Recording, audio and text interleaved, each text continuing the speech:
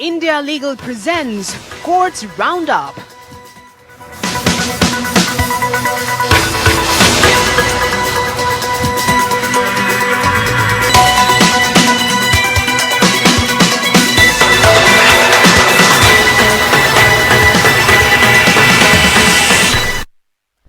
नमस्कार, मैं हूं नेहा दुबे। कोर्ट्स राउंडअप में आपका बहुत स्वागत है। इस बुलेटिन में अगले आधे घंटे हम आपको कोर्ट से जुड़ी इस दिन की बड़ी और छोटी खबरों से करवाएंगे रूबरू। तमाम कोर्ट की कार्रवाई और सुप्रीम कोर्ट से लेकर हाई कोर्ट्स और लो कोर्ट्स तक के फैसलों को रखेंगे आपके सामने। तो आगे बढ़ने से पहले एक नजर डालते हैं हेडलाइंस पर। कर्नाटक सरकार ने वैवाहिक रेप मामले में केस चलाने का किया समर्थन। सुप्रीम कोर्ट में दाखिल किया हलफनामा। कहा, बलात्कार के लिए पति को राहत नहीं हो सकती। इलाहाबाद हाईकोर्ट ने रेप मामले में स्वामी चिन्मयानंद को दी अग्रिम जमानत। पीड़िता और राज्य सरकार को 4 हफ्ते में देना होगा जवाब। राष्ट्रगान और राष्ट्रगीत को मिलता है बराबर का सम्मान। दिल्ली हाईकोर्ट में केंद्र सरकार ने कहा, वंदे मातरम को जन गण मन के बराबर का दर्जा देने की मांग पर है याचिका। ब्लड बैंकों में धांधली मामले में पंजाब और हरियाणा सरकार के स्टेटस रिपोर्ट तलब। पंजाब हरियाणा हाईकोर्ट ने लिया था मामले का संज्ञान। कहा, खून से खिलवाड़ न हो।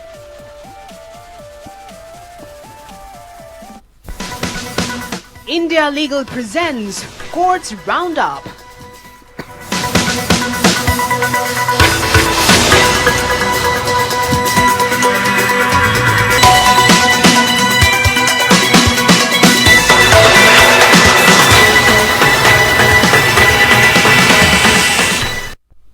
वैवाहिक रेप मामले में कर्नाटक सरकार ने पति के खिलाफ केस का समर्थन किया है। बता दें आपको कि पति पर पत्नी से वैवाहिक रेप का आरोप है। इस केस में राज्य सरकार ने कर्नाटक हाईकोर्ट के फैसले का समर्थन किया है। राज्य सरकार ने महिला कोर्ट में हलफनामा दायर किया है और आईपीसी की धारा 376 के तहत पति के खिलाफ आरोप बरकरार रखा है। सरकार ने आईपीसी की धारा 375 की उपधारा 2 को चुनौती दी है, जिसमें वैवाहिक रेप केस में पति को राहत दी जाती है।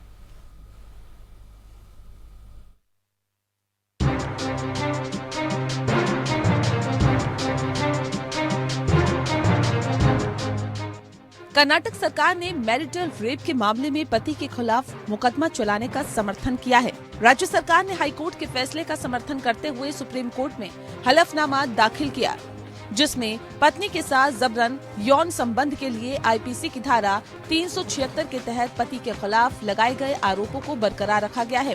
केंद्र सरकार ने दिल्ली हाईकोर्ट के समक्ष दायर याचिकाओं में आईपीसी की धारा 375 की उपधारा 2 को चुनौती देते हुए मैरिटल रेप को आपराधिक बनाने पर स्पष्ट रुख अपनाने से परहेज किया है। कर्नाटक हाईकोर्ट ने मैरिटल रेप की एफआईआर रद्द करने से इनकार करते हुए फैसला सुनाया। जस्टिस एम नागप्रसन्ना की एकल पीठ ने कहा कि आईपीसी की धारा 375 के उपधारा 2 जो पति को अपनी पत्नी के खिलाफ बलात्कार के अपराध से छूट देती है, पूर्ण नहीं है। हाईकोर्ट ने मैरिटल रेप अपवाद की संवैधानिकता पर कोई घोषणा किए बिना कहा कि इस मामले के विशिष्ट तथ्यों और परिस्थितियों में बलात्कार के लिए पति की छूट पूर्ण नहीं हो सकती, क्योंकि कानून में कोई छूट नहीं है। इतना निरपेक्ष हो सकता है कि समाज के खिलाफ अपराध करने का लाइसेंस बन जाता है। हाईकोर्ट के फैसले से परेशान होकर पति ने सुप्रीम कोर्ट में विशेष अनुमति याचिका दायर की। राज्य द्वारा दायर हलफनामे में कहा गया कि कर्नाटक हाईकोर्ट अपनी पत्नी के साथ कथित रूप से बलात्कार करने के लिए व्यक्ति के मुकदमे का आदेश देने के अपने फैसले में सही था। इसमें आगे कहा गया कि आरोप अंततः टिकता है या नहीं, ये ट्रायल का विषय है और आईपीसी के तहत पतियों को प्रदान की गई मैरिटल रेप के खिलाफ प्रतिरक्षा के बावजूद इस मामले में आरोपी को इस स्तर पर दोष मुक्त नहीं किया जा सकता। हलफनामे में जस्टिस जेएस वर्मा समिति द्वारा अनुशंसित सुझावों का भी प्रावधान है, जिसे आपराधिक कानूनों में संशोधन प्रस्तावित करने के लिए स्थापित किया गया। समिति ने लगभग 80,000 सुझाव प्राप्त किए और 2013 में अपनी 644 पृष्ठ की रिपोर्ट को अंतिम रूप दिया, जिसमें प्रस्ताव दिया गया कि मैरिटल रेप के अपवाद को हटा दिया जाए और कानून को ये निर्दिष्ट करना चाहिए कि अपराधी या पीड़ित के बीच वैवाहिक या अन्य संबंध वैध बचाव नहीं है। इस मामले को मैरिटल रेप को आपराधिक बनाने की दलीलों में दिल्ली हाईकोर्ट के विभाजित फैसले को चुनौती देने वाली याचिकाओं के साथ जोड़ दिया गया। इससे पहले पूर्व justice N V. Ramana, justice Krishna Murari और जस्टिस हिमा कोहली की सुप्रीम कोर्ट के खंडपीठ ने हाईकोर्ट के फैसले पर अंतरिम रोक लगाने का आदेश पारित किया था। Bureau report. वहीं इलाहाबाद उच्च न्यायालय ने पूर्व केंद्रीय गृह राज्य मंत्री और बीजेपी नेता स्वामी चिन्मयानंद के ओर रेप के एक मामले में अगली सुनवाई तक के लिए अंतरिम अग्रिम जमानत दे दी है। कोर्ट ने स्वामी चिन्मयानंद की अर्जी पर सुनवाई करते हुए उन्हें अंतरिम अग्रिम जमानत दी। इस मामले में सुनवाई की अगली तारीख 6 फरवरी 2023 तय की गई है। बीजेपी नेता चिन्मयानंद पर कॉलेज की एक छात्रा से रेप करने का आरोप लगाया गया।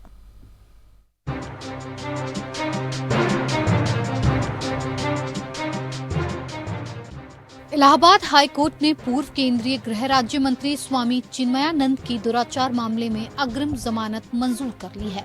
कोर्ट ने इस मामले में पीड़िता और राज्य सरकार को 4 सप्ताह में जवाब दाखिल करने का आदेश दिया है। अदालत ने 6 फरवरी तक अग्रिम जमानत दे दी है। ये आदेश न्यायमूर्ति ने चिन्मयानंद का पक्ष रख रहे वकील की दलीलों को सुनकर दिया है। अधिवक्ता का कहना था कि चिन्मयानंद का कोई आपराधिक इतिहास नहीं है। कोर्ट ने कहा कि राज्य सरकार ने आवेदक के खिलाफ मुकदमा वापस लेने का फैसला किया है और ये भी कि आवेदक की उम्र 75 वर्ष है और वो विभिन्न शैक्षणिक, धार्मिक और चिकित्सा संस्थानों से जुड़ा हुआ है। कोर्ट ने आगे ये भी कहा, लिस्टिंग की अगली तारीख तक स्वामी चिन्मयानंद सरस्वती की गिरफ्तारी की स्थिति में 1 लाख रुपए के निजी बॉन्ड भरने और 1 लाख की ही राशि के 2 जमानतदार पेश करने की शर्त पर अंतरिम अग्रिम जमानत पर रिहा किया जाएगा। गौरतलब है कि साल 2011 में एक महिला ने आरोप लगाया था कि उसे एक आश्रम में रखा गया और पूर्व केंद्रीय मंत्री ने उसके साथ दुष्कर्म किया। उसने आरोप लगाया था कि जब वो गर्भवती हुई तो स्वामी चिन्मयानंद ने जबरदस्ती उसके बच्चे का गर्भपात करा दिया। पुलिस ने पहले ही आईपीसी की धारा 376 और 506 के तहत मामले में आरोप पत्र दायर कर दिया है। इससे पहले 30 सितंबर को इलाहाबाद हाईकोर्ट के मुख्य न्यायिक मजिस्ट्रेट शाहजहांपुर के उस आदेश को बरकरार रखा गया था जिसमें पूर्व केंद्रीय मंत्री चिन्मयानंद सरस्वती के खिलाफ बलात्कार के मामले को वापस लेने की राज्य सरकार की याचिका को स्वीकार करने से इनकार कर दिया था। कोर्ट ने उन्हें 30 अक्टूबर तक ट्रायल कोर्ट के सामने सरेंडर करने को भी कहा था। इस अवधि को सुप्रीम कोर्ट ने 30 नवंबर तक बढ़ा दिया था। हाईकोर्ट का रुख करते हुए उनके वकील ने तर्क दिया कि चूंकि आवेदक को जांच की अवधि के दौरान एक सुरक्षात्मक आदेश दिया गया था, इसीलिए अब उसे मुकदमे की समाप्ति तक अग्रिम जमानत दी जा सकती है, क्योंकि वो लगभग 75 वर्ष की आयु का एक वृद्ध और अशक्त व्यक्ति है। वर्षों से कई बीमारियां हैं। ये भी तर्क दिया गया कि उन्हें आत्मसमर्पण करने और जमानत के लिए आवेदन करने के लिए 30 नवंबर तक का समय दिया गया था। हालांकि ये किसी भी तरह से उन्हें प्रतिबंधित नहीं करेगा। दोनों पक्षों के वकीलों की दलीलों को ध्यान में रखते हुए अदालत ने निम्नलिखित आदेश देकर उन्हें 6 फरवरी तक राहत दी है। Bureau report. नेपाल की जेल में बंद सीरियल किलर चार्ल्स शोभराज अब जेल से बाहर आएगा। शोभराज की रिहाई का आदेश नेपाल की सुप्रीम कोर्ट ने दिया है। फ्रांस के सीरियल किलर की रिहाई का आदेश उसकी उम्र को देखते हुए दिया गया है। बिकनी किलर के नाम से मशहूर चार्ल्स शोभराज करीब 19 साल के बाद जेल से बाहर आएगा। वह 2003 से नेपाल की एक जेल में बंद था। नेपाल की सुप्रीम कोर्ट ने उसकी रिहाई के 15 दिनों के अंदर उसे उसके देश भेजने का भी आदेश दिया है।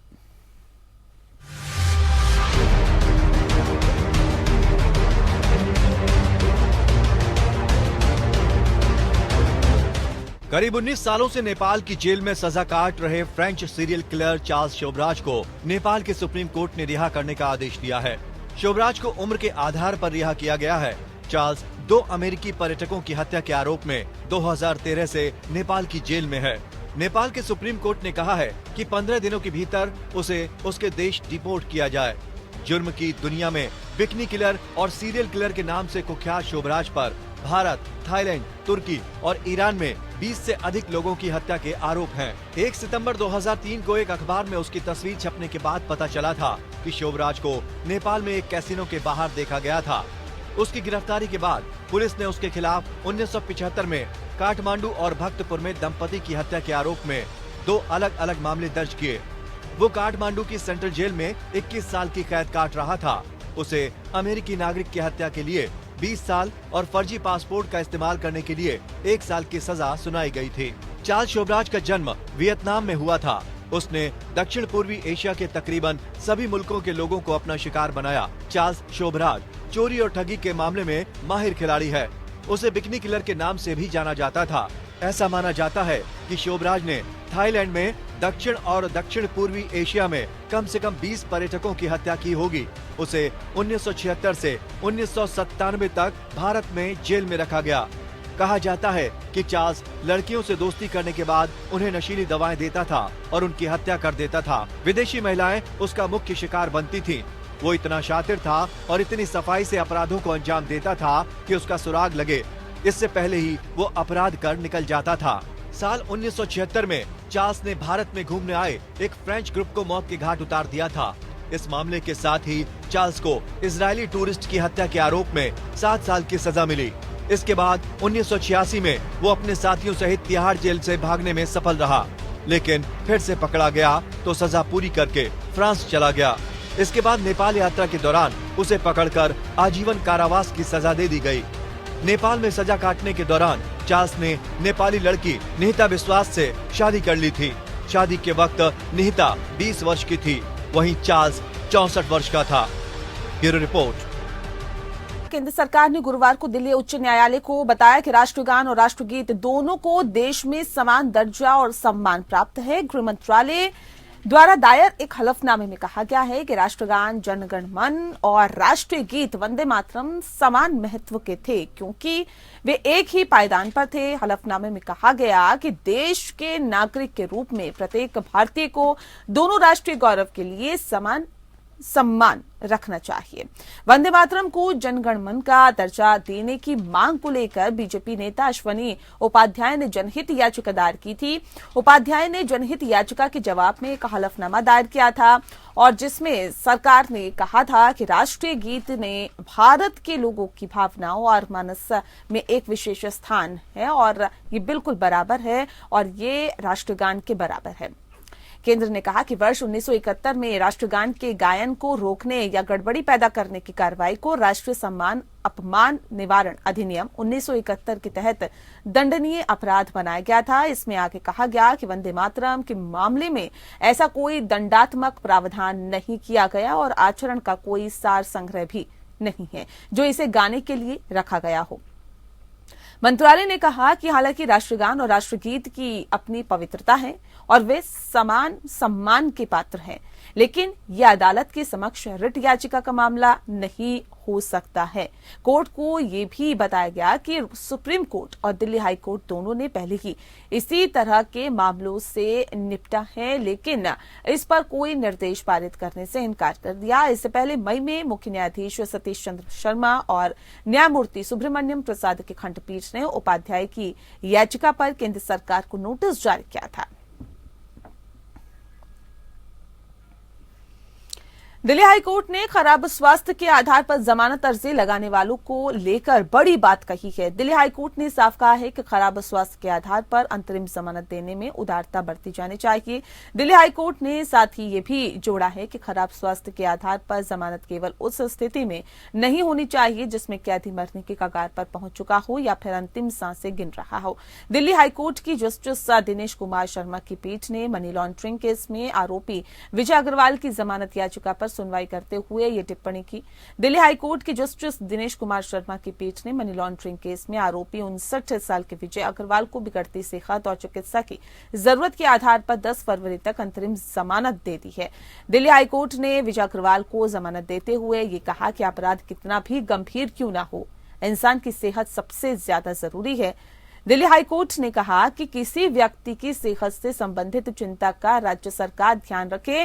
न्यायपालिका को भी इसे सतर्कता और संवेदनशीलता के साथ देखना चाहिए। जस्टिस दिनेश कुमार शर्मा ने कहा है कि कोर्ट को पूरा भरोसा है कि हिरासत में गंभीर बीमारी के पीड़ित व्यक्ति को पर्याप्त और प्रभावी चिकित्सा उपचार का अवसर मिलना चाहिए। उन्होंने कहा कि बीमारी और चिकित्सा के आधार पर अंतरिम जमानत देने के विवेक का उपयोग केवल उस अवस्था में नहीं किया जाए जब व्यक्ति अंतिम सांसें ले रहा हो। जस्टिस शर्मा ने कहा कि समय रहते उसे समुचित चिकित्सा सुविधा का मिलना आवश्यक है, ये उसका बुनियादी अधिकार भी है। उन्होंने विजय अग्रवाल की अंतरिम जमानत समुचित चिकित्सा के लिए अंतरिम जमानत मंजूर करते हुए कहा कि रीढ़ की हड्डी में गड़बड़ी के चलते पीठ में पीड़ा के लिए जब जेल में उपाय न हो तो क्यों न अंतरिम जमानत पर उसे बाहरी अस्पताल में इलाज के लिए भेजा जाए।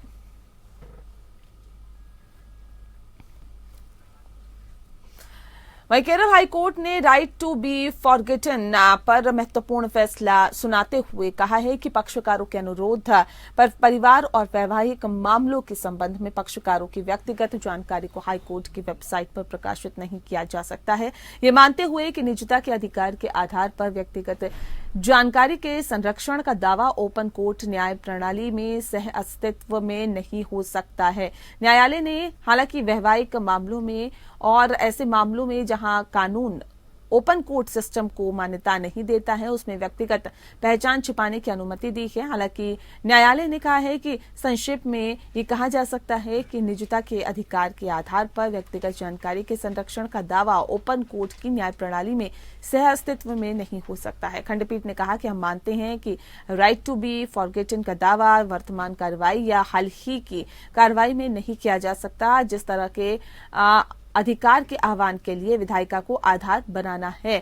फिर भी कोर्ट ने कहा कि अदालत मामले के तथ्यों और परिस्थितियों और अपराध या किसी अन्य मुकदमेबाजी के संबंध में शामिल अवधि को ध्यान में रखते हुए पक्षकार को उपरोक्त अधिकार का आह्वान करने की अनुमति दे सकती है और पक्षकार की व्यक्तिगत जानकारी को सर्च इंजन से हटा सकती है। हाईकोर्ट के समक्ष दायर की गई याचिकाओं में विभिन्न ऑनलाइन पोर्टल्स और हाईकोर्ट की वेबसाइट में प्रकाशित फैसलों या आदेशों से पहचान योग्य जानकारी को इस आधार पर हटाने की मांग की गई कि ये निजता के अधिकार और राइट टू बी फॉरगेटन का उल्लंघन है।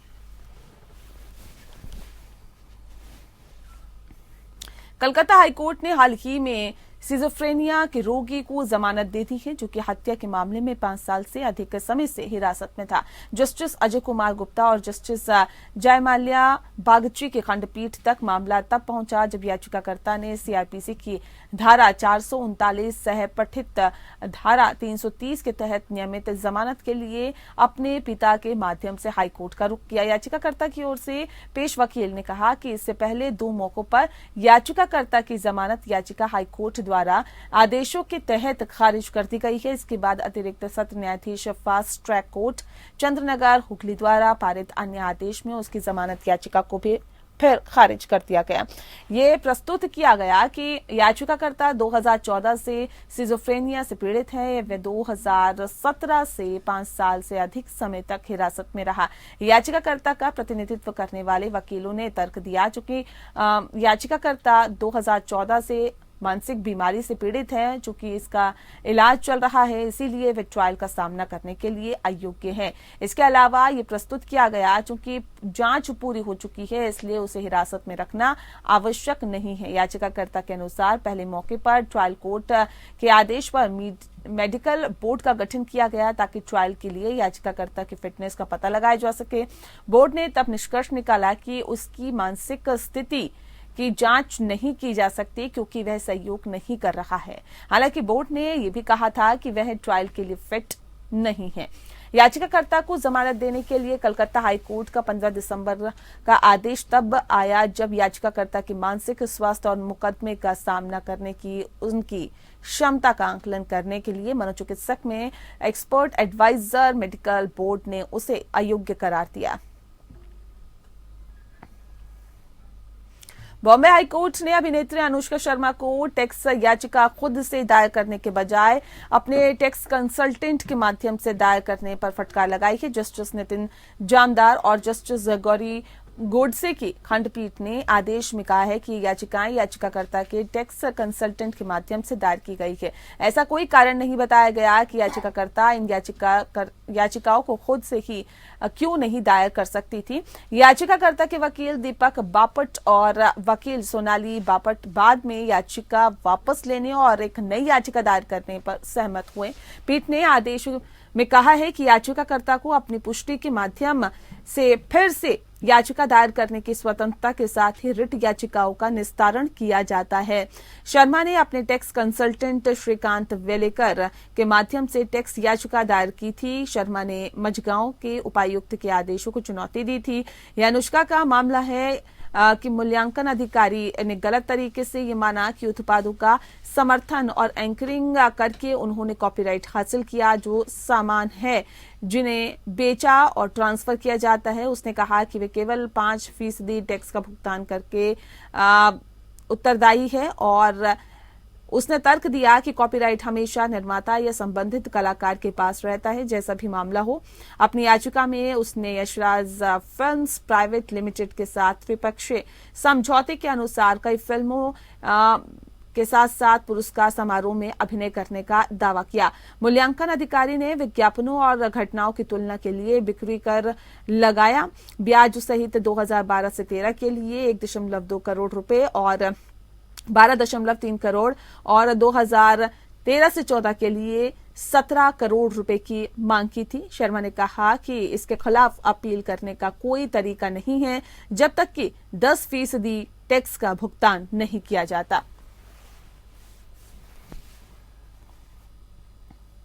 वहीं ब्लड बैंकों में हो रही धांधली को लेकर लिए गए संज्ञान मामले में पंजाब हरियाणा हाईकोर्ट ने हरियाणा और पंजाब सरकार को स्टेटस रिपोर्ट दाखिल करने का आदेश दिया है। दोनों को यह भी बताना होगा कि अभी तक धांधली रोकने के लिए क्या कदम उठाए और दोषियों पर क्या कार्रवाई की गई है। जालंधर के गुलाब देवी अस्पताल के ब्लड बैंक में धांधली सामने आने के बाद हाईकोर्ट ने मामले का संज्ञान लिया था और याचिका का दायरा बढ़ाते हुए हरियाणा सरकार को भी प्रतिवादी बनाया था। पंजाब हरियाणा हाईकोर्ट ने डिफॉल्टर ब्लड बैंकों की धांधली को लेकर संज्ञान लेते हुए सुनवाई आरंभ की थी। याचिका जब दोबारा सुनवाई के लिए पहुंची तो हाईकोर्ट ने इस मामले में दोनों राज्यों में की जा रही जांच पर सवालिया निशान खड़े कर दिए। कोर्ट ने कहा कि अभी तक सरकार के रुख से उनके इस विषय में गंभीर होने का पता नहीं चल रहा है। हर बार कोर्ट के आदेश पर केवल जांच रिपोर्ट सौंपकर जिम्मेदारी पूरी मान ली जाती है। अभी तक कोर्ट को ये नहीं बताया गया कि धांधली के आरोपियों के खिलाफ क्या कार्रवाई की गई है। साथ ही इस प्रकार की धांधली भविष्य में न हो, इसे सुनिश्चित करने के लिए क्या कदम उठाए गए हैं। कोर्ट ने कहा कि खून लोगों की जान बचाने के लिए बेहद जरूरी होता है और इसी खून से लोगों की जान से खिलवाड़ किया जा रहा है। पुलिस की अभी तक की कार्रवाई से ऐसा प्रतीत होता है कि पुलिस आरोपियों को बचाने का प्रयास कर रही है। हाईकोर्ट ने कहा कि अब इस मामले में दोनों राज्यों को एक्शन टेकन रिपोर्ट पेश करनी होगी। और चलिए इसी के साथ फिलहाल इस बुलेटिन में इतना ही। मुझे दीजिए इजाजत। नमस्कार। India Legal presents Courts Roundup.